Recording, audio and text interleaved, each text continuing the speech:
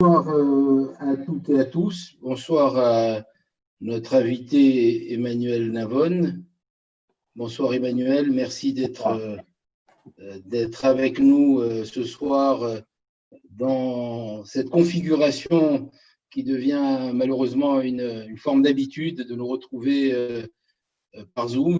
Merci à toutes celles et tous ceux qui sont ce soir avec nous par cet intermédiaire au Centre européen du judaïsme pour inaugurer des universités et les enseignements du Centre européen du judaïsme. Je remercie Jérôme Touboul, notre directeur du Centre européen du judaïsme, d'avoir contribué à l'organisation de ces universités qui vont nous permettre de nous enrichir intellectuellement.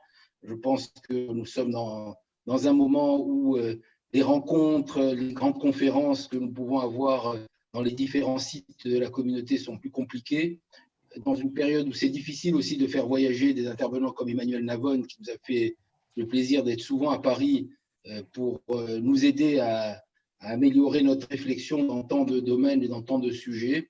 Mais je voudrais profiter de cette occasion d'abord pour souhaiter une bonne santé à toutes celles et tous ceux qui nous écoutent et à notre environnement. Recommander encore, parce que ça fait partie de mes responsabilités, la plus grande prudence dans ce moment où l'épidémie remonte. Nous avons eu la douleur hier soir de fermer l'ensemble de nos synagogues une nouvelle fois, ce qui est bien entendu très difficile et très douloureux, de fermer le Centre européen du judaïsme dans lequel nous avions pris un premier élan au mois de janvier dernier, qui a été arrêté au mois de mars, un deuxième élan à cette rentrée en septembre que nous avons encore arrêté, je ne sais pour combien de temps, mais voilà, nous allons continuer à nous retrouver sous ces différentes formes, et là, ces universités qui vont nous permettre d'enrichir notre enseignement avec plusieurs conférenciers, avec plusieurs thèmes. Et donc, ce soir, je voulais juste simplement dire ces quelques mots d'introduction pour vous remercier à toutes et tous de suivre, d'accompagner aussi la richesse de ce que nous essaierons de proposer à l'ensemble de la communauté, que ce soit à Paris, en province, en Israël ou dans tout le monde francophone.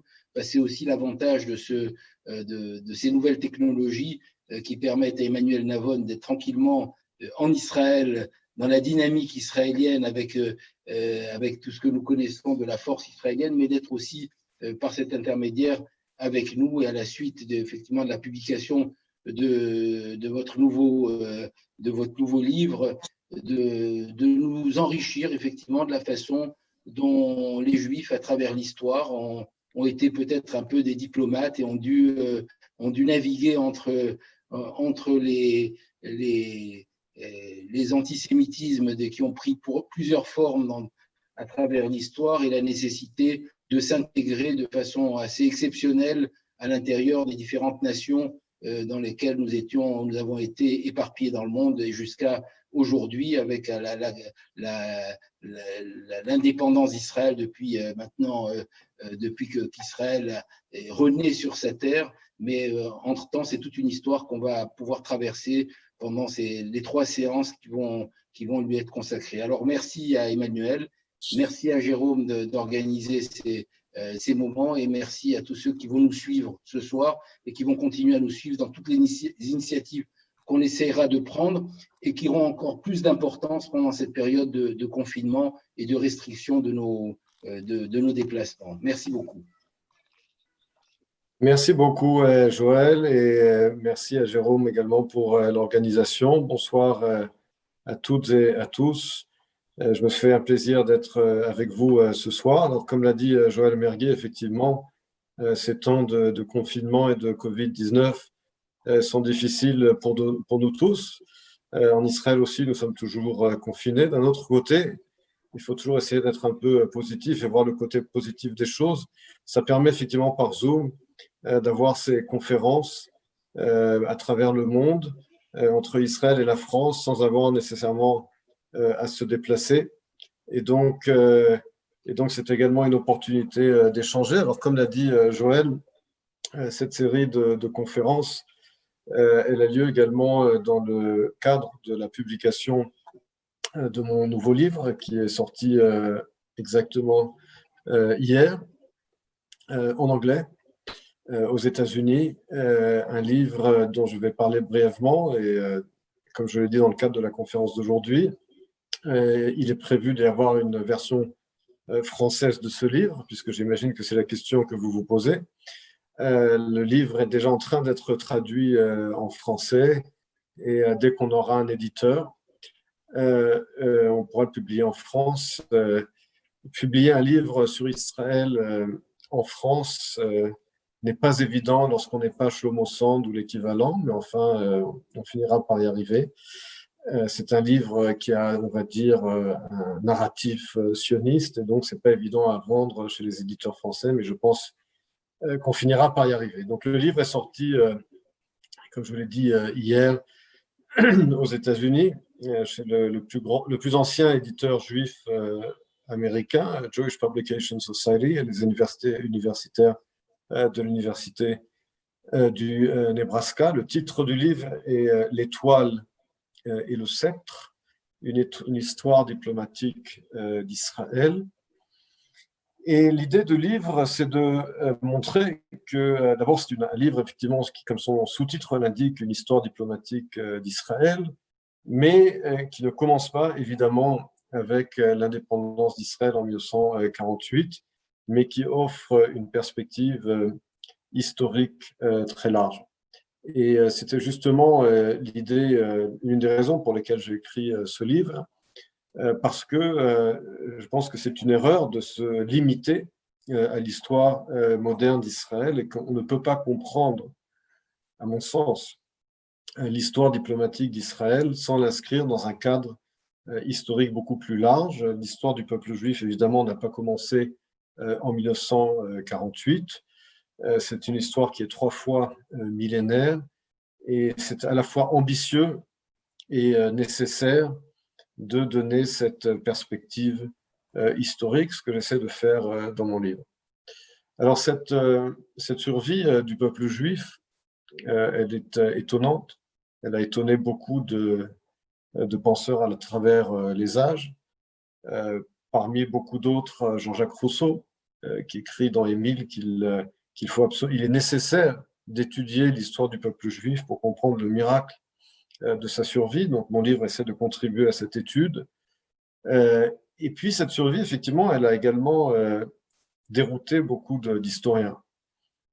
Par exemple, l'historien britannique Arnold Toynbee ne parvenait pas à s'expliquer cette survie du peuple juif en exil et par conséquent avait utilisé le terme de fossile pour décrire le peuple juif. C'est-à-dire que dans la théorie historique de Toynbee, les Juifs, en fait, tels qu'on les voit aujourd'hui dans le monde, et il écrivait ça dans les années 40 et 50 du siècle précédent, était en réalité un fossile, c'est-à-dire une impression d'un passé révolu. Alors évidemment, lorsque l'on constate la renaissance du peuple juif, la renaissance nationale du peuple juif au XXe siècle, il est évident que cette théorie du fossile ne tient pas. Et d'ailleurs, il y avait eu à l'université de Toronto au début des années 60, je crois que c'était en 60 ou en 61, un débat passionnant et passionné entre cet historien britannique Arnold Toynbee et le diplomate israélien Jacob Herzog, qui était également l'ambassadeur d'Israël au Canada. Et dans ce débat, Herzog avait fini par faire admettre à Toynbee qu'il y avait bien eu une renaissance nationale du peuple juif au XXe siècle. Et Toynbee, dans ce débat, avait fini par admettre que oui, on peut dégeler, le peuple juif a été dégivré ou dégelé comme on peut dégivrer un moteur de voiture. Donc ce moteur de voiture aujourd'hui est un pays extrêmement dynamique. Et dans ce débat, Toynbee dit également, oui, je reconnais que les Juifs ont également attrapé le virus, dit-il, du nationalisme, ce que je regrette, fin de citation. Et Jacob Herzog lui répond, eh bien, cet attachement à notre identité nationale, c'est une maladie, puisque Toynbee avait utilisé le terme de virus, de laquelle nous refusons d'être guéris, entre guillemets. Vous voyez que ce débat n'est pas nouveau. Et donc, c'est pour ça que je commence, eh bien, il y a tout simplement 3000 ans en arrière, ou même un peu plus, parce que je pense qu'il est impossible de comprendre le rapport des Juifs aux nations sans comprendre son substrat biblique, à la fois en termes historiques et en termes de conscience nationale et religieuse. Et donc, c'est pour ça que la conférence d'aujourd'hui va se focaliser sur la question du rapport entre Israël et les nations dans la Bible hébraïque, puisque, comme je l'ai dit, on ne peut pas comprendre la façon dont les Juifs perçoivent leur histoire et leur rapport aux nations sans comprendre la façon dont cette perception a été influencée et continue d'être influencée par le texte fondateur de l'identité juive, de la conscience juive. D'où le sujet Israël et les nations dans la Bible hébraïque. À commencer par le nom lui-même d'Israël. Ce nom qui apparaît, comme on sait, dans un événement assez inattendu, dans le texte de la Genèse, lorsque Jacob, après être rentré de Mésopotamie pour affronter son frère Ésaü, ou Esav en hébreu, qui s'est juré de le mettre à mort, est accosté dans la nuit par un individu mystérieux. Est-ce un ange ou est-ce un homme qui se bat physiquement avec lui? Et donc Jacob est acculé à ce combat physique. Et après avoir réussi à non seulement résister, mais à vaincre son adversaire, cet adversaire, avant l'aube, lui demande son nom et lui dit « Ton nom ne sera plus Jacob, mais Israël ». Passage assez étrange, où Jacob change de nom après s'être battu physiquement. Alors, quelle est la signification de ce changement de nom? Israël, littéralement en hébreu, signifie combattant de Dieu.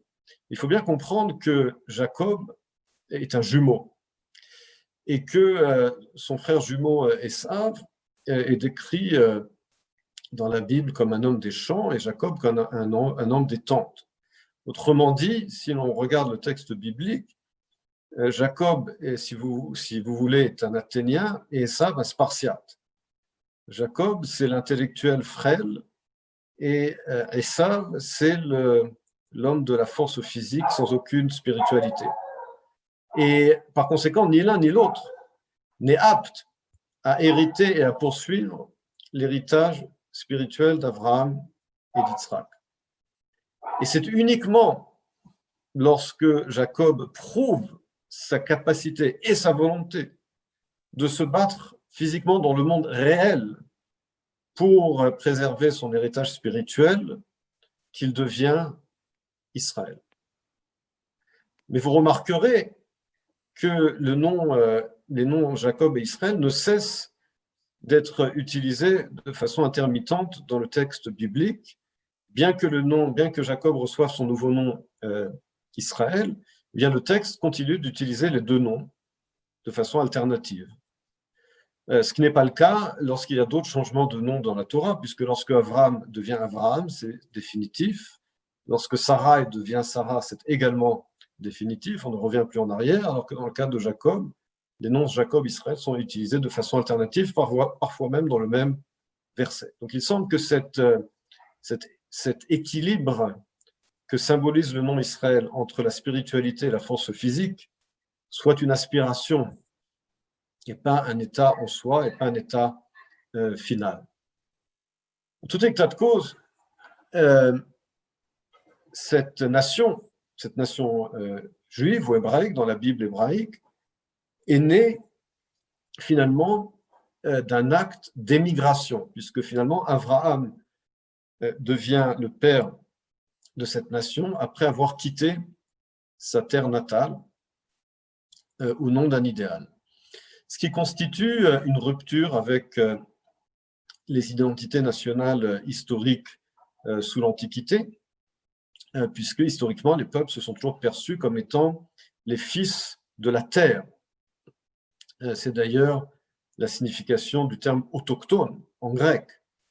ceux qui sont issus de la terre, ou même dans les langues européennes modernes, la Vaterland en allemand, le père patrie ou la mère patrie en français, ou même en malaisien, les Bumiputra, les fils de la terre. Or, Abraham, lui, fonde une nation justement en se détachant de sa terre natale au nom d'un idéal, pour se joindre à la terre de Canaan, où ils deviennent finalement des invités sur cette terre. Dans cette terre de Canaan, Abraham puis Yitzhak font fructifier cette terre en creusant des puits, ce qui leur vaut la jalousie des Philistins et du roi Avimelech, avec lequel Abraham conclut une alliance.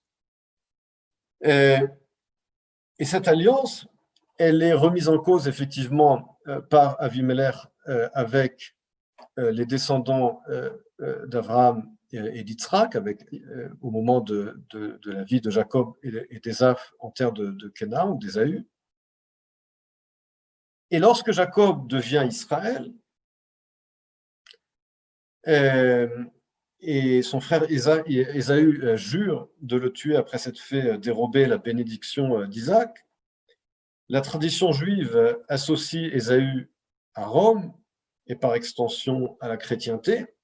Et il y a une controverse dans les écrits rabbiniques à propos de la façon dont il convient de se comporter justement envers Ésaü et ses descendants. Lorsque Jacob s'apprête à retrouver Ésaü, il lui envoie des messages apaisants avant ses retrouvailles et se décrit lui-même comme ton serviteur, Avdecha.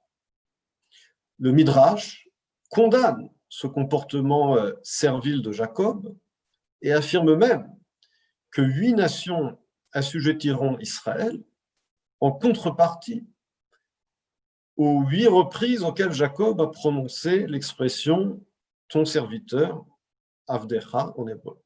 Cette position d'ailleurs est reprise au XIIIe siècle par Nachmanide, le Ramban. En revanche, Rabbi Yehuda Hanassi, qui, comme on sait, compila le Midrash au IIe siècle, affirme qu'il faut traiter les nations descendantes d'Ésaü avec respect et déférence, par réalisme politique, du fait de leur puissance, ce qui était vrai de Rome. C'est d'ailleurs la raison pour laquelle Rabbi Yehuda Hanassi s'adressait à l'empereur romain Antonius en disant « ton serviteur », exactement comme Jacob l'avait fait à l'égard d'Ésaü. Ces 2 rapports opposés entre Israël et les nations se répètent tout au long de l'histoire juive, également du texte biblique. On retrouve ces 2 approches opposées, par exemple, lorsque Moïse envoie 12 éclaireurs pour remettre un rapport sur la géographie et sur la démographie de la terre de Canaan. 10 éclaireurs affirment que la conquête est impossible, et seuls 2 d'entre eux, Caleb ben Yefouné et Yoshua ben Nun, sont confiants dans la victoire. Moïse, quant à lui, fait l'expérience de 2 méthodes distinctes pour convaincre les dirigeants locaux de laisser passer le peuple d'Israël avant sa conquête de la terre de Canaan. Il demande d'abord au roi d'Édom, avec révérence et respect, sa permission pour passer à travers son royaume. Il le supplie et il lui promet que les Hébreux feront très attention de ne rien endommager sur leur passage. La réponse du roi d'Édom est une fin de non-recevoir, et Moïse n'a d'autre choix que de passer par le royaume des Ammonites. Mais cette fois-ci, Moïse ne demande pas la permission du roi des Ammonites, mais lui annonce tout simplement que les Hébreux passeront par son royaume en faisant cependant attention de ne rien endommager. Le roi des Ammonites dit non, mais Moïse passe outre et ne lui donne pas le choix. Il s'ensuit une guerre dans laquelle les Hébreux sont victorieux. Alors, comme je l'ai dit, cette oscillation entre fermeté et soumission se retrouve tout au long du récit biblique. Lorsque Samson ou Shimshon commence à remporter ses premières victoires contre les Philistins, il est trahi puis livré par les Hébreux, qui lui disent, je cite, « Ne sais-tu pas que les Philistins sont nos maîtres? Pourquoi se révolter contre eux ?» dans le 15e chapitre du livre des Juges. Et ce n'est que sous le roi David qu'Israël mène une lutte sans merci contre les Philistins, ses ennemis historiques du peuple juif, et que David transfère l'arche de l'alliance de Hebron à Jérusalem, à Yerushalayim. Et cette détermination de David lui vaut le respect du roi Hiram de Tyr, le Liban d'aujourd'hui, ainsi que du roi Toy de Hamat. Tous deux, d'ailleurs, proposent une alliance avec Israël, qui n'est scellée officiellement que sous le roi Salomon, le même roi Salomon qui neutralise son puissant voisin égyptien en épousant la fille de Pharaon, et qui parallèlement conclut une alliance formelle avec le Liban. Mais le règne de Salomon est aussi suivi par le déclin de son royaume, qui se divise entre Israël au nord et le royaume de Judée au sud. Maintenant, le texte biblique nous dit que les rois de Judée, donc au sud, étaient plus fidèles ou moins infidèles à l'alliance du Sinaï que les rois d'Israël. L'un des rois d'Israël, Achav, épouse une femme idolâtre, Jézébel, la Sidonite. Et à l'époque, l'opposition au roi fauteur venait des prophètes. Et dans le cas de Achav, cette opposition prophétique vient du prophète Eliaou, qui se fait le castigateur public du roi Achav. Et c'est alors qu'une coalition de 32 chefs de guerre étrangers se ligue contre Achav. Ils sont menés par le roi Ben-Hadad, et Achav conclut une alliance avec Jehoshaphat, le roi du royaume de Judée. Bien qu'il y avait à l'époque des guerres fratricides, des guerres civiles véritablement, entre le royaume d'Israël et le royaume de Judée, lorsqu'il s'agit de cette guerre menée par Ben-Hadad avec ses chefs de guerre, eh bien, il y a là une alliance qui se forme justement face à cet ennemi commun entre le royaume d'Israël et le royaume de Judée. Mais Jehoshaphat, donc le roi de Judée, veut d'abord s'assurer qu'il ne se laisse pas entraîner dans une aventure trop risquée avec le royaume d'Israël.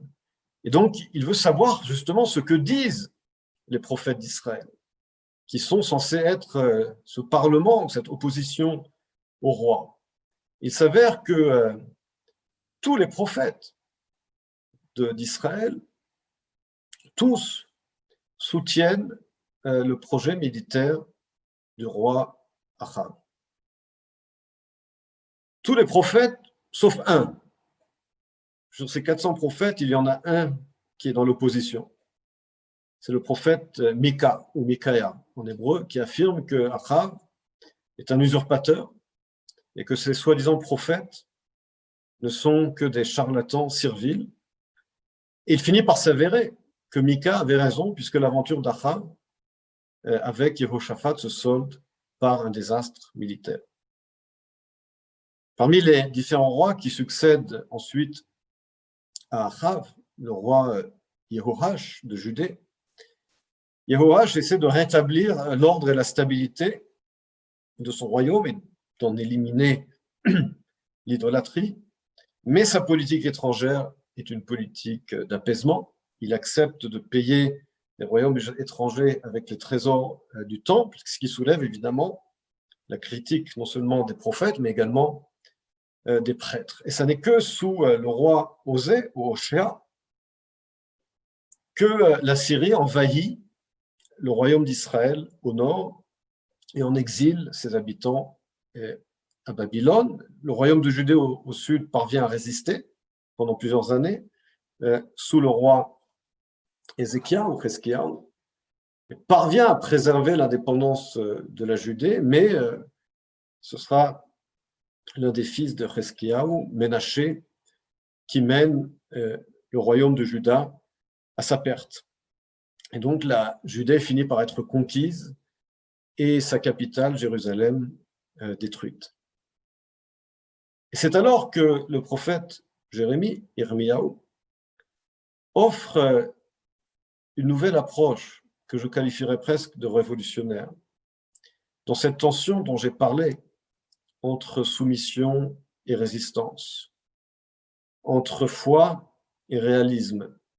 Cette tension qui ne cesse de se répéter, comme je l'ai dit, au cours de l'histoire juive et du texte biblique dans le rapport d'Israël aux nations. Car jusqu'alors, la résistance dans le texte biblique était toujours considérée comme un acte de foi et la soumission comme un acte de réalisme. Et je vous rappelle les différences de vue que j'ai citées plus tôt entre le Midrash et le Ramban d'une part, et entre Yehuda Hanassi d'autre part, concernant le rapport entre Israël et Rome. Eh bien, Jérémie nous offre une autre approche à ce dilemme. Jérémie réalise une sorte de révolution copernicienne en affirmant que la soumission est un acte de foi, car la défaite, en réalité, cette défaite temporaire est voulue par Dieu lui-même, qui punit Israël de ses péchés. Par conséquent, selon Jérémie, Israël ne sera délivré qu'après s'être repenti, et donc une révolte contre les Assyriens équivaudrait à une révolte contre Dieu lui-même.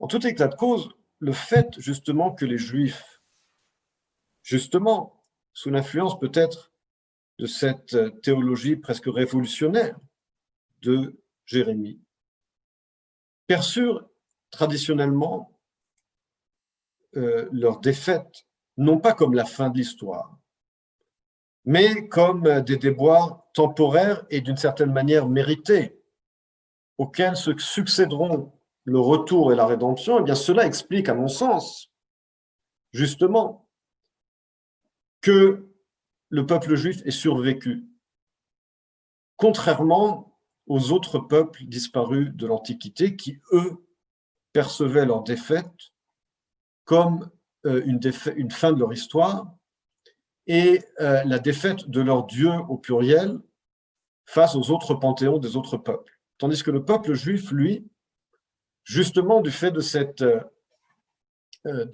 perception de l'histoire qui consiste à avoir une alliance avec un but historique, et les déboires historiques étant perçus comme des punitions méritées avant que n'advienne le retour à Sion et la rédemption, eh bien, c'est à mon sens ce qui explique, c'est la clé, justement, à la survie historique du peuple juif. Et je pense que Jérémie apporte sa propre pierre à cet édifice en changeant la tension que j'ai décrite avant entre le réalisme politique et la foi, en disant finalement, à l'époque des Assyriens, eh bien, la capitulation, d'une certaine manière, était un acte de foi et que les Juifs avaient temporairement perdu leur droit à l'indépendance du fait de leur violation de l'alliance sinaïque. Et c'est uniquement lorsqu'ils se sont repentis qu'ils seront de nouveau méritoires de cette indépendance nationale. Mais en dépit de la théologie révolutionnaire de Jérémie, la tension entre esprit de résistance et esprit de soumission dans le rapport entre Israël et les nations se poursuit au cours du texte biblique et de l'histoire juive. Et je pense que le contraste entre le livre de Ruth et celui d'Esther est frappant à ce sujet. Dans la mesure où ces deux livres décrivent le rapport entre Israël et les nations, dans les deux cas, il y a un mariage il y a un mariage dans le cas de Ruth et un mariage évidemment dans le cas d'Esther, mais avec des narratives presque opposées. Dans le livre de Ruth, nous avons l'histoire d'une réconciliation. Dans le livre d'Esther, nous avons l'histoire d'une vengeance. Comment comprendre cela? Dans le livre de Ruth, il y a bien entendu cette décision de Ruth de se joindre à sa belle-mère après le désastre familial de la mort du père et de ses deux fils. Et lorsque Naomi retourne en terre d'Israël, quitte Moab pour revenir à Bethléem, Ruth, qui n'est pas juive, qui est moabite, lui dit « Ton Dieu sera mon Dieu et ton peuple sera mon peuple ». Bien que les Moabites ne pouvaient pas se convertir et rejoindre le peuple juif du fait de la malédiction qu'ils avaient jetée sur le peuple juif au moment de la conquête de la terre de Canaan. La Mishnah nous explique que cela s'applique aux hommes et pas aux femmes, ce qui permet à Ruth finalement de se convertir. Mais Ruth non seulement se convertit, rejoint le peuple juif, mais cette réconciliation historique entre les ennemis d'Israël et Israël est également consacrée par son mariage avec Boaz, qui finalement lui dit qu'il lui fait part de bonté, il lui dit qu'il l'épouse parce que, entre autres, elle a fait preuve de courage et elle a décidé de quitter sa patrie et de se joindre au peuple juif dans une histoire familiale tragique. Et donc, cela symbolise cette réconciliation entre Israël et les nations, et la tradition nous dit que de l'union entre Boaz et Ruth naîtra le Mashiach, donc le fils de David, puisque le roi David est issu après 2 générations de cette union. Donc, dans le livre de Ruth, nous avons une réconciliation entre le peuple juif, et pas seulement une nation, mais une nation moabite qui, historiquement, est perçue comme ennemie des Juifs. Dans le livre d'Esther, nous avons exactement le contraire. Dans le livre d'Esther, c'est une guerre totale, sans compromis, contre les Amalékites, les descendants d'Amalek, puisque nous savons que dans la tradition, Aman est un des descendants d'Amalek, mais une guerre sans pitié lorsque les Juifs sont en exil. Il faut bien comprendre que dans le livre d'Esther, les Juifs sont en exil et par conséquent n'ont pas de pouvoir politique et utilisent des méthodes presque manichéennes pour défaire leurs ennemis. Par d'abord des intrigues de cour où Mordechai se rapproche de la cour par des renseignements, livre des informations au roi, ce qui lui permet effectivement d'avoir ce coup de théâtre lorsque le roi veut le pendre, ou Aman veut le faire pendre, et c'est finalement Aman qui est pendu. Donc, ce sont des intrigues de cour utilisées justement parce que les Juifs manquent de pouvoir et sont à la merci de leurs ennemis. Or, ces ennemis sont irréductibles car il s'agit des descendants d'Amalek, et on sait que Amalek veut détruire le peuple juif depuis la sortie d'Égypte. Et c'est effectivement ce que souhaite faire Aman, non seulement éliminer Mordechai pour soi-disant son insolence, puisqu'il se refuse de se prosterner face à lui, mais tous les Juifs. Et c'est justement parce que les Juifs sont à la merci de cet ennemi redoutable que tous les moyens sont bons pour se protéger, pas seulement pour, comme je l'ai dit, retourner la situation, mais également pour utiliser le pouvoir politique que le roi finit par accorder aux Juifs à la fin du livre d'Esther, pour complètement éliminer les descendants d'Aman. Et cette leçon est considérée comme tellement importante dans la Bible hébraïque, dans le Tanakh, que le livre d'Esther a un statut très particulier dans le canon juif, au point que le Talmud de Babylone, dans la Masechet Shabbat 88a, première page, dit que les Juifs ont accepté la Torah à 2 reprises. au mont Sinaï et au temps d'Esther et de Mordechai. Quant au Talmud de Jérusalem, dans le traité Megillah 1.5, dit que la Torah et le livre d'Esther ne seront jamais abolis, ce qui, encore une fois, confirme l'importance, la centralité, la primauté du livre d'Esther et de son message. Son message, justement, sur la nécessité d'être intraitable pour les Juifs en exil, sans pouvoir politique, face à des ennemis qui veulent leur perte. Et ce contraste se retrouve également dans le reste des livres de la Bible hébraïque, entre Daniel, le juif de cour, et Ezra, le juif sioniste. Daniel, comme on sait, est un juif exilé à Babylone. Et comment est-ce que Daniel s'attire la bienveillance des rois grâce à sa piété, à ses talents d'interprétation des rêves, comme Yosef chez Pharaon, mais également un Daniel en exil qui finalement, contrairement à Esther, lui survit grâce à des miracles. Daniel est jeté littéralement dans la fosse aux lions et miraculeusement sauvé. Ça, c'est l'image du juif d'exil, du juif de cour. Ezra, en revanche, depuis l'exil babylonien, mène le retour à Sion. Il mène le retour à Sion, mais ce retour à Sion, il est d'abord décrété par le roi perse, par Cyrus, qui autorise les Juifs à rebâtir leur temple. Mais regardez ce qui se passe dans le livre d'Ezra et de Néhémie, Ezra et Néhémia. Lorsqu'on étudie ce livre de près, c'est très intéressant. Il y a d'abord l'édit de Cyrus. Mais cet édit est opposé par les hauts fonctionnaires du royaume, mais également par les nouveaux habitants de l'ancien royaume de Judée, puisque pendant toute cette période de l'exil babylonien, eh bien, l'ancien royaume de Judée détruit a été habité par d'autres populations qui s'opposent au retour des Juifs et à la reconstruction de leur indépendance nationale, symbolisée par la reconstruction de leur temple.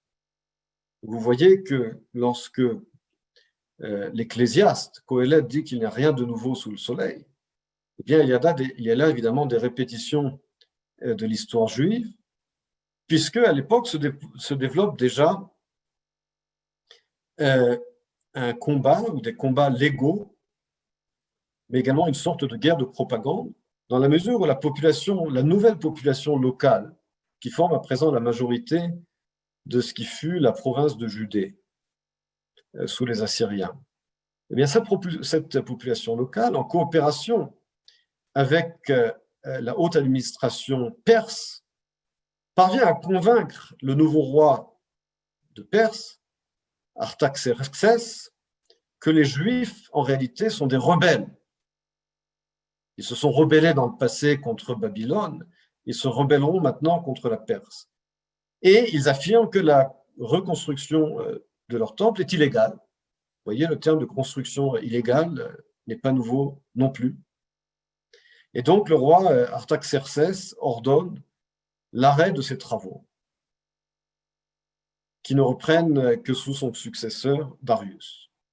Pourquoi ? Parce que Darius préserve la politique de son prédécesseur en interdisant la reconstruction du temple, et c'est alors que les Juifs de Judée lui disent « Ton ordre de geler cette construction est illégal puisqu'il va à l'encontre de l'édit de Cyrus. » Et le même Darius de dire « Eh bien, retrouvez-moi cet édit. » Et donc les Juifs lui ressortent l'édit de Cyrus, il dit « Tu vois, c'est un document signé, écrit, et là, effectivement, Darius admet son erreur et permet aux Juifs de rebâtir leur patrie et leur temple. » Mais ce dont on s'aperçoit, c'est que cette histoire, évidemment, lorsque l'on voit cette grande puissance coloniale de l'époque qui est la Perse, émettre un ordre autorisant les Juifs à rebâtir leur patrie, contre l'avis des hauts fonctionnaires de ce même empire, contre l'avis des nouveaux habitants de l'ancienne Judée, eh bien, c'est quasiment copier-coller de ce qui se passe au XXe siècle avec la déclaration Balfour. Lorsque la Grande-Bretagne émet la déclaration Balfour, que la plupart des hauts fonctionnaires britanniques s'y opposent. J'ai parlé tout à l'heure de Arnold Toynbee. Il s'était farouchement opposé à la déclaration Balfour, mais c'était vrai également des hauts fonctionnaires britanniques, non seulement à Londres, au Foreign Office, mais également de ceux qui étaient postés ici en Palestine britannique, et évidemment la population locale qui s'oppose au retour des Juifs en affirmant qu'il est illégal. Je rappelle que récemment, un avocat a décidé de porter plainte et de poursuivre en justice la Grande-Bretagne pour la déclaration Balfour. Peut-être devrait-il également poursuivre en justice la République islamique iranienne pour l'édit de Cyrus, pourquoi pas. Mais ce scénario existe déjà à l'époque, et déjà à l'époque, eh bien, les Juifs finalement passent outre ces ordres de gel de la construction et insistent pour poursuivre cette construction qui est à l'époque jugée comme illégale, entre guillemets. Autrement dit, les Juifs à l'époque déjà doivent se battre pour rebâtir leur souveraineté nationale. Et comme je l'ai dit, un scénario qui évidemment se répétera au XXe siècle. Alors cette souveraineté nationale rebâtie par les Juifs, et je terminerai là-dessus, ensuite je prendrai vos questions, eh bien, elle connaît certains succès, également certains échecs. Mais en tout cas, les Juifs, effectivement, parviennent à rebâtir cette nouvelle Judée à l'époque, qui parvient à prospérer lorsque le grand rival géopolitique de l'époque de la Perse, la Grèce, conquiert cette région sous Alexandre le Grand, et sous les Grecs, sous Alexandre le Grand, eh bien les Juifs bénéficient effectivement d'une liberté politique, d'une souveraineté sans précédent, au point que Alexandre le Grand a été canonisé par nos sages dans les écrits rabbiniques, en particulier des inscriptions très élogieuses dans le Talmud de Babylone, dans la Masechet Yoma, par exemple. D'ailleurs, le nom Alexandre est le seul nom non juif ou non hébraïque qu'il est autorisé de donner à une Brit Mila. Et en dépit de cela, il faut bien comprendre qu'on finit par avoir une explosion entre les Juifs et les Grecs. Pourquoi ? Parce que la culture grecque, au bout du compte, était impérialiste, dans la mesure où les Grecs voulaient imposer leur culture aux nations conquises.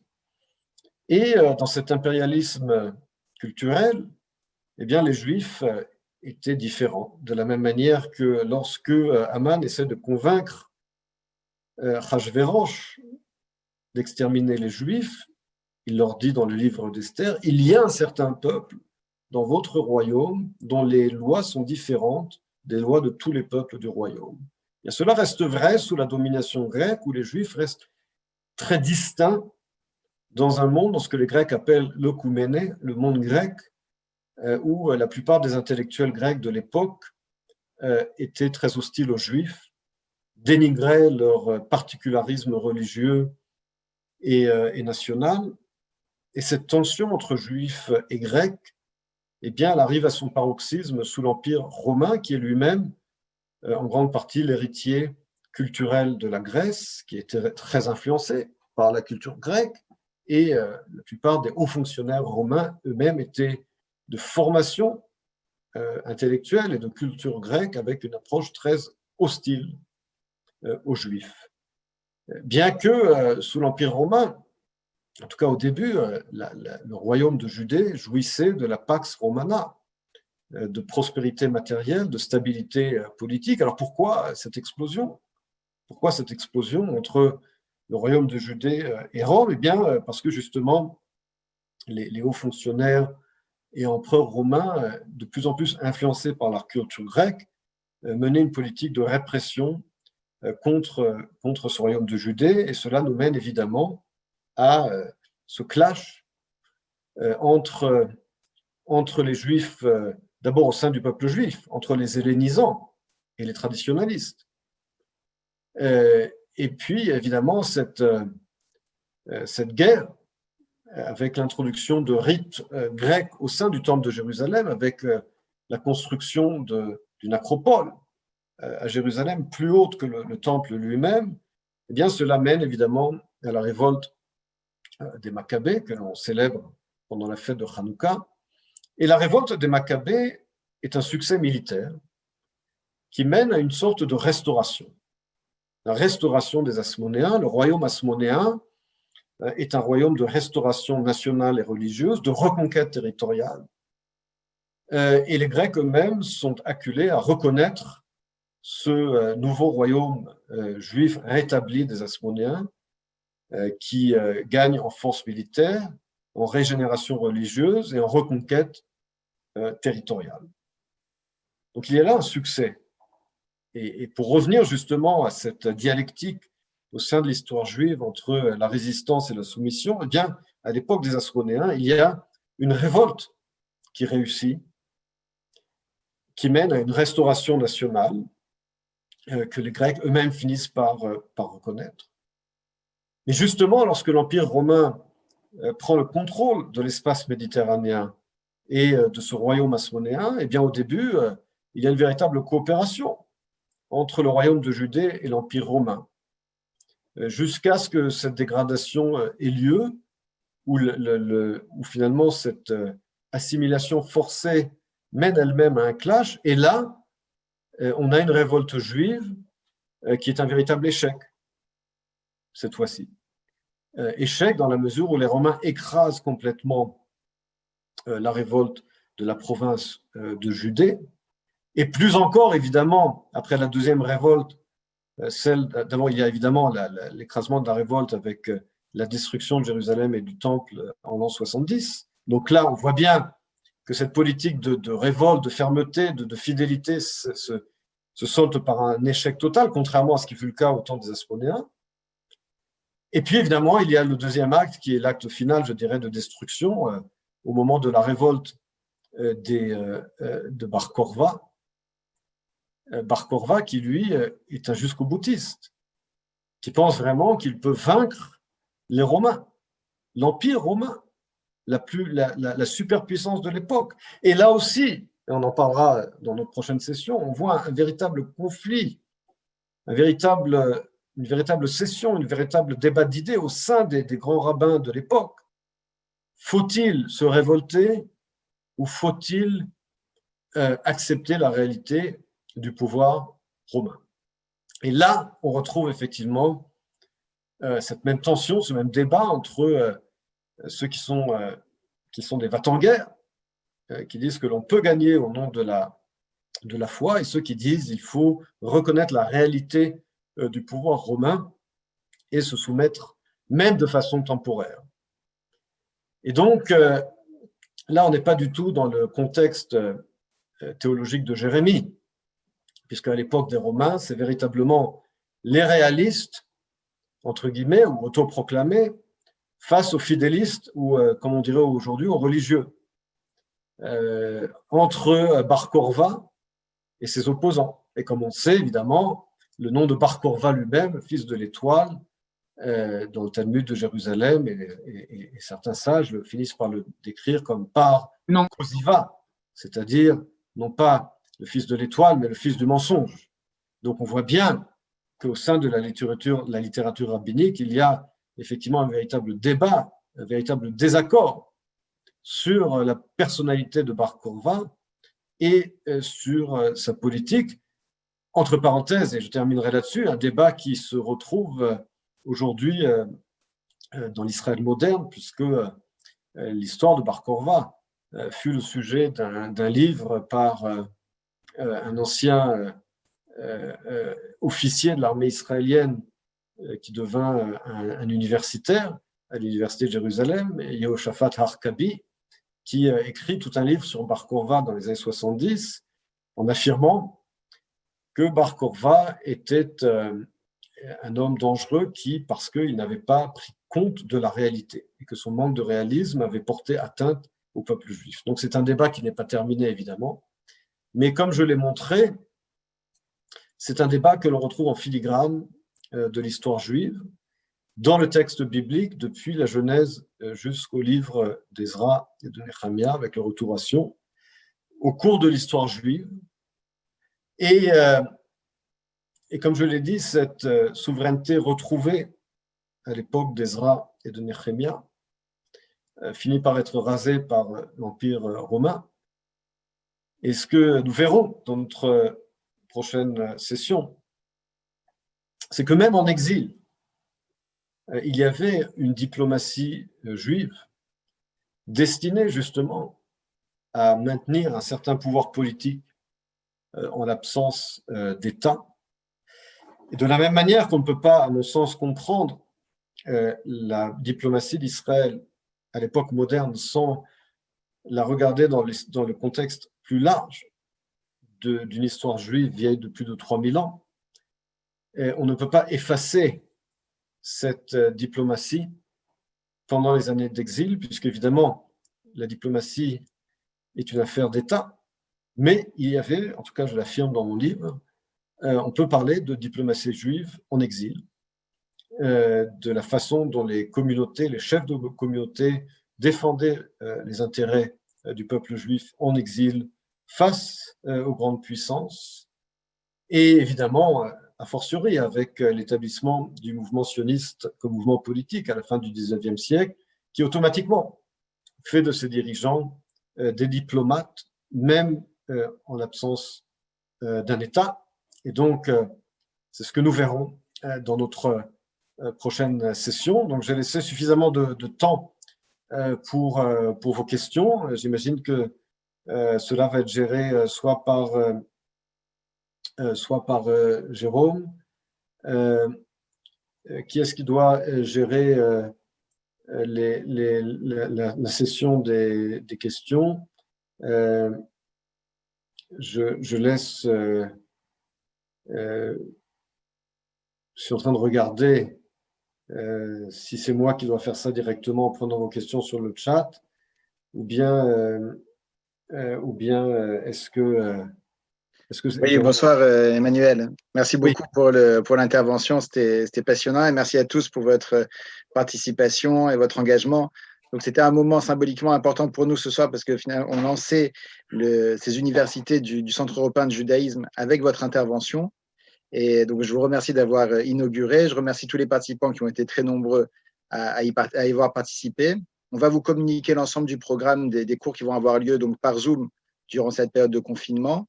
Il y en a un prochain mercredi avec Armand Laferrère sur un sujet de philosophie politique. La semaine prochaine, à cette même heure, avec Daniel Habert, également sur des enjeux de géopolitique sur la place d'Israël dans le monde. Et on se retrouvera avec Emmanuel dans 2 semaines pour la suite des enseignements. Et donc, avec plaisir, pour ceux qui souhaitent prendre la parole, vous pouvez m'écrire dans l'espace de conversation pour que j'active votre micro et que je puisse vous donner la parole.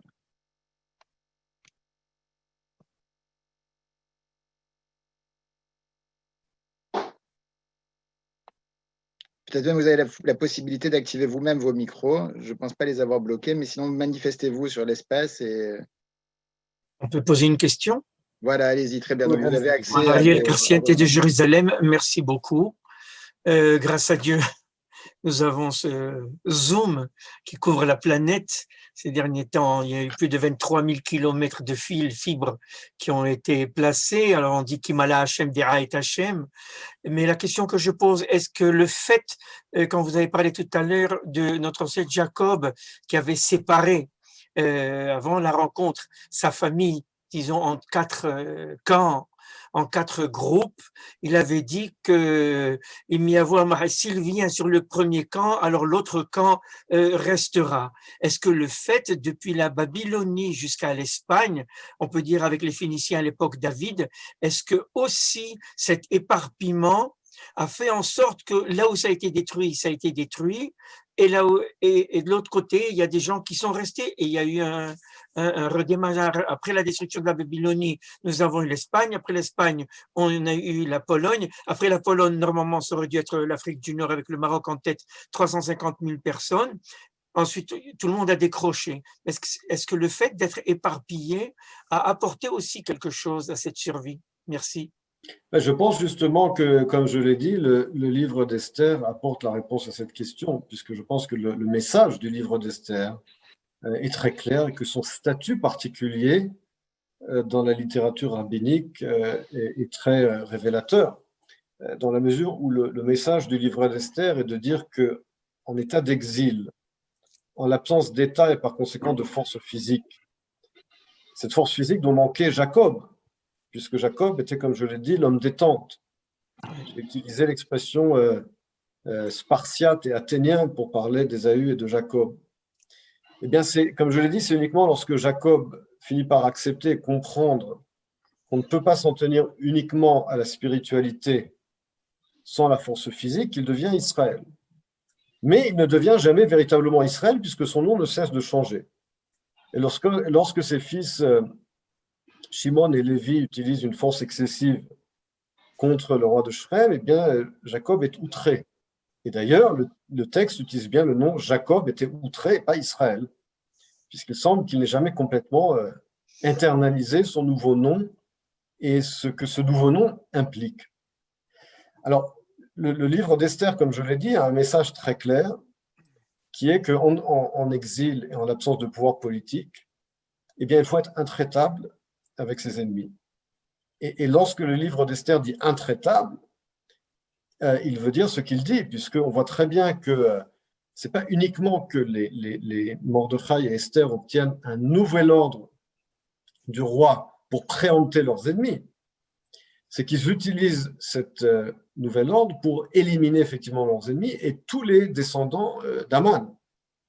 Donc c'est une réaction, je dirais, sans pitié, et un texte qui est canonisé par la tradition juive, aussi bien, comme je l'ai dit, par le Talmud de Babylone que de Jérusalem, qui attribue au livre d'Esther un statut particulier. Donc oui, techniquement, cet éparpillement a limité la casse, entre guillemets, ce qui était effectivement l'intention de Jacob avant sa rencontre avec Ésaü, avec Esav. Mais en tout cas, je pense que le message du livre d'Esther et la façon dont ce livre a été canonisé par la littérature rabbinique est très clair sur l'intention de ses auteurs, son auteur, concernant le comportement, ce qui est attendu des Juifs en exil, en l'absence de pouvoir politique.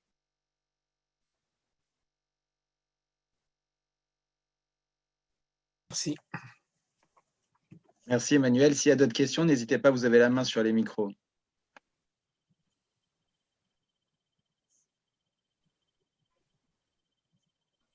Je précise, suite à une question que j'ai eue dans le fil de conversation, que la conférence a été enregistrée et qu'elle sera proposée en replay sur le site du CEJ.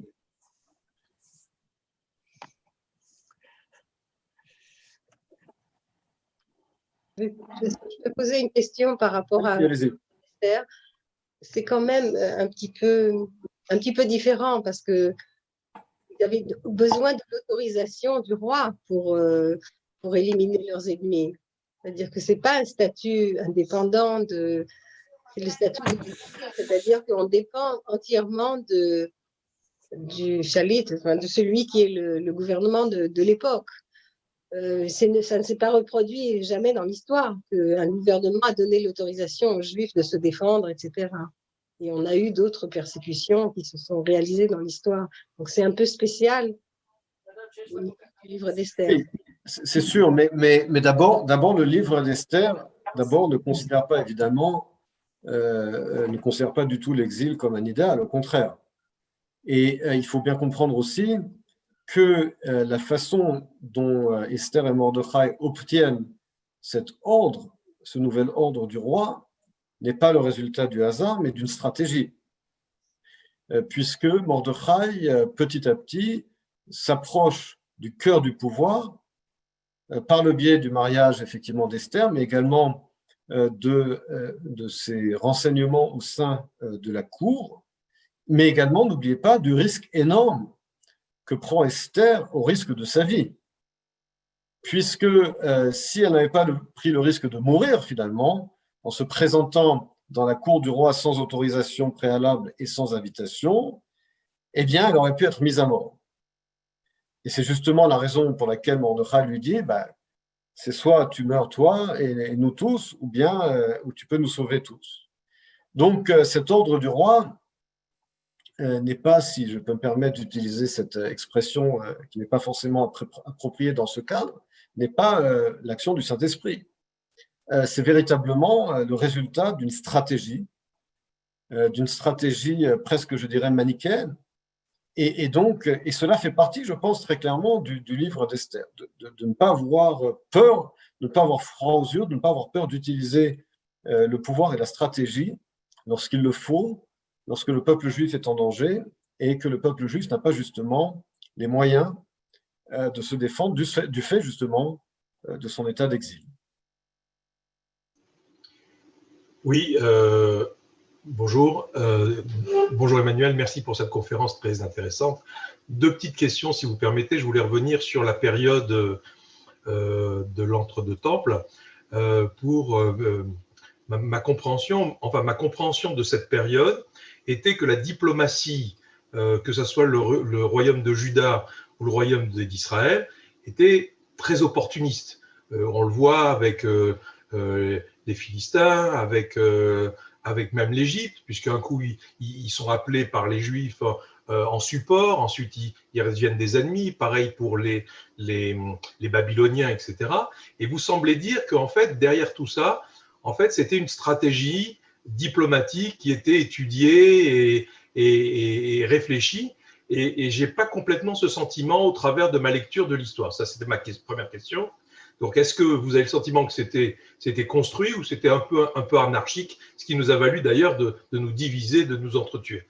Et la deuxième question, c'est est-ce que vous avez le sentiment que, en fait, les diplomates de l'époque, c'était finalement les prophètes qui allaient, je dirais, de représentant en représentant pour essayer de créer une espèce de message commun et de ligne directrice de cette diplomatie? Je pense d'abord qu'il est très difficile d'établir une espèce de continuité historique.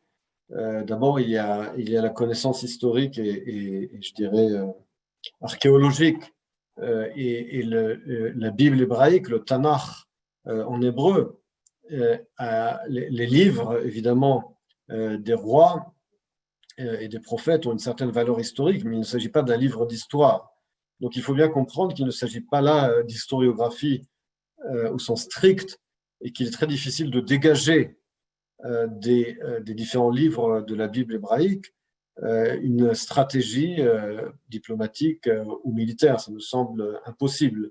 Ce que j'ai essayé de faire dans mon livre, effectivement, c'est de dégager des tendances historiques et ce que je considère être une tension permanente dans l'histoire du peuple juif, comme je l'ai dit, entre exaltation et réalisme.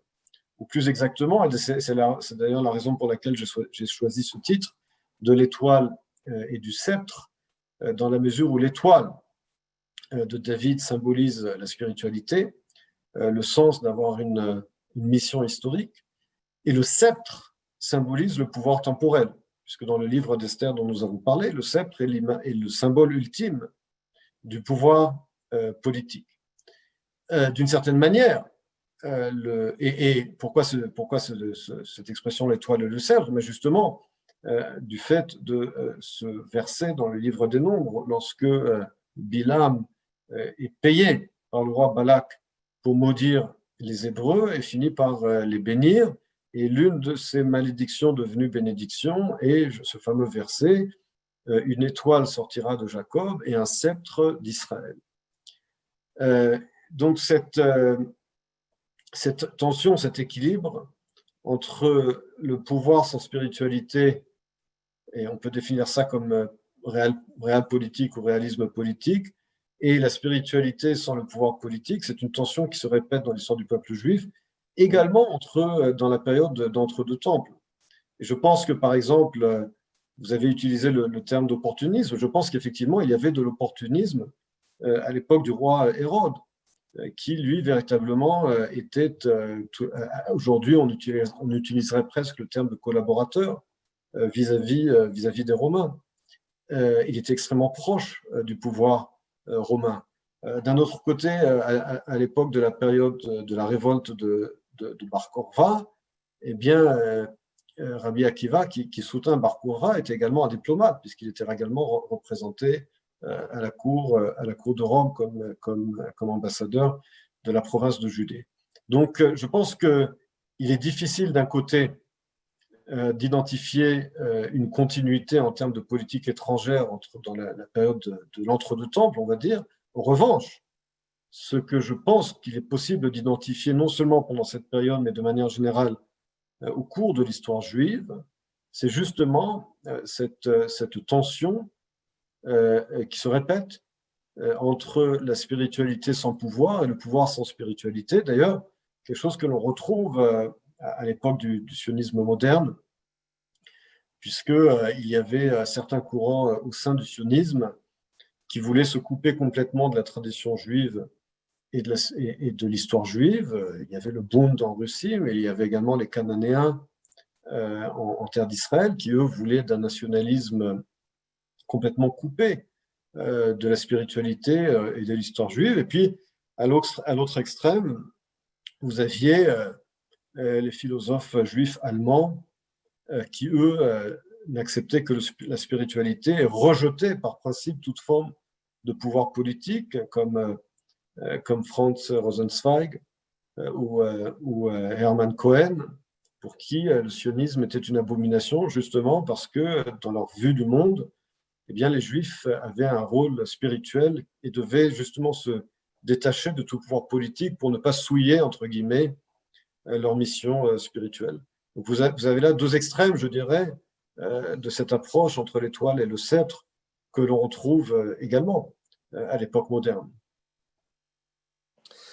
Bonsoir Emmanuel Navon, est-ce que je peux permettre une petite question? Donc, dans le thème qui est le nôtre entre Israël et les nations, il y a un paradoxe pour le judaïsme en exil entre la nécessité d'une part de se conformer, comme le dit le Talmud, c'est-à-dire selon la loi du pays où nous nous trouvons, qui est déjà en soi une démarche, mais aussi celle de faire face quand c'est nécessaire pour assurer sa propre défense, comme c'est le cas dans le récit d'Esther, dont on a parlé. Donc, dans l'opposition entre soumission et rébellion, dont vous avez beaucoup parlé, est-ce que ça veut dire que les Juifs doivent choisir leur chemin ou plutôt composer avec les deux? En fait, ça dépend d'abord beaucoup, je pense, des périodes historiques. Et puis, il faut bien comprendre aussi que bien que la Bible hébraïque soit un canon où on a fini par mettre ensemble tous ces livres, ça ne veut pas dire qu'il y a une cohérence ou un narratif toujours cohérent entre les différents livres. C'est-à-dire qu'on peut trouver différentes positions. J'ai parlé de la position de Jérémie qui, lui, parle à l'époque d'une soumission nécessaire. Et d'ailleurs, ce concept dont vous avez parlé, de Dina de Malchuta Dina, c'est un concept véritablement de Jérémie, d'accepter la loi des nations, pas seulement de Babylone, mais des nations en général. Et puis, on a de l'autre côté le livre d'Esther. J'ai parlé moi-même du contraste très clair entre le livre d'Esther et le livre de Ruth, par exemple. Donc, je pense que je ne pense pas qu'on puisse avoir une espèce de théorie générale du comportement juif idéal en diaspora, parce que ça dépend beaucoup, effectivement, des périodes. En revanche, et c'est ce que j'affirme dans mon livre, je pense que là où on peut effectivement trouver une continuité historique, en regardant d'un vol d'oiseau 3000 ans d'histoire juive et de diplomatie juive, c'est que finalement, ce qui a garanti non seulement la survie du peuple juif, mais son succès, c'est cet équilibre permanent. C'est lorsque les Juifs ont réussi, ils n'ont pas toujours réussi, à maintenir cet équilibre entre, d'un côté, un sens très fort d'une mission historique, que l'on peut appeler la foi, que l'on peut appeler mission historique selon qu'on soit religieux ou non, mais en tout cas de mission historique d'un côté, et d'un autre côté, d'un pragmatisme et d'une capacité, d'une volonté à adapter cette mission historique au monde réel.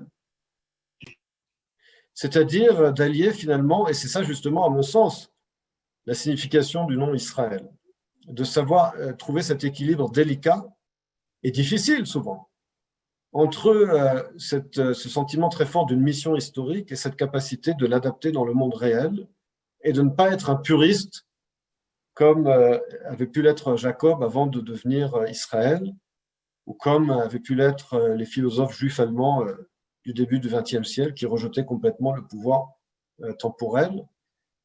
Et c'est cet équilibre, je pense, cette recherche d'équilibre, quand il a réussi en tout cas, qui explique les succès diplomatiques d'Israël. Juste pour vous donner un exemple, je pense que ce qui résume peut-être très bien ces deux tendances, c'est lorsque David Ben Gurion avait témoigné pour la première fois face à la commission Peel en 1937 sur la question de fallait-il oui ou non reconnaître une souveraineté nationale juive en terre d'Israël dans la Palestine britannique, et il avait dit la Bible est notre mandat, puisqu'on était sous mandat britannique, et Ben Gurion, qui était on sait laïque, avait dit notre mandat c'est le Tanakh. Et c'est ce fameux verset que nous répétons, si je t'oublie, Jérusalem, que ma droite m'oublie. Donc cet attachement très profond, justement, au destin juif et à la mission du peuple juif, même venant d'un dirigeant socialiste laïque. Et d'un autre côté, lorsqu'il a fallu trancher sur le plan de partage de l'ONU 10 ans plus tard, en 1947, et que Ben Gurion était prêt à accepter ce plan de partage parce qu'on était après la Shoah, et après qu'un tiers du peuple juif était éliminé par les nazis.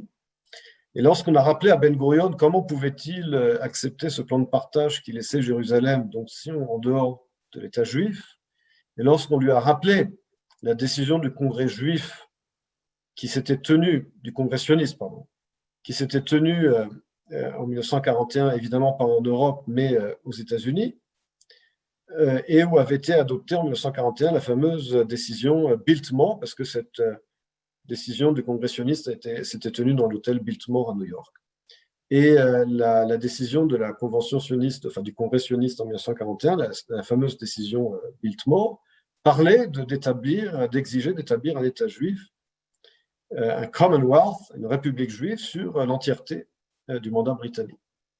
Et lorsqu'on rappelle à Ben Gurion en 1947 la résolution Biltmore, il répond, je cite, Biltmore, Schmiltmore, on a besoin d'un État maintenant. Et donc Ben Gurion était capable à la fois de citer Imishkachech Yerushalayim, si je t'oublie Jérusalem, et d'un autre côté de dire Biltmore, Schmiltmore, on a besoin d'un État maintenant dans la réalité d'aujourd'hui, avec ce que l'histoire a à nous offrir aujourd'hui en 1947, après avoir perdu un tiers de notre peuple. Et je pense que cela exprime très clairement cet équilibre que Ben Gurion, lui, à mon sens, parvenait à incarner entre ce sens très fort d'une mission historique et d'une fidélité à un passé juif, et d'un autre côté, une adaptabilité à la réalité.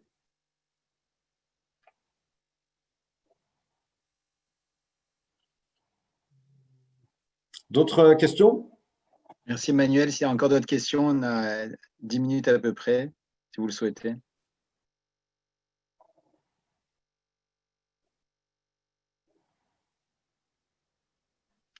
J'ai vu qu'il y avait une question dans le fil de conversation. Je ne sais pas si vous l'avez lu, Emmanuel, concernant une question un peu technique. Je la lis pour l'ensemble des auditeurs. Est-il juste que malgré l'opposition des fonctionnaires de Perse au retour des Juifs en Judée, le roi Cyrus aurait rendu aux Juifs tout le trésor du temple qui avait été pris plus tôt lors de l'invasion babylonienne? Il aurait ainsi financé sur le trésor royal la reconstruction du temple.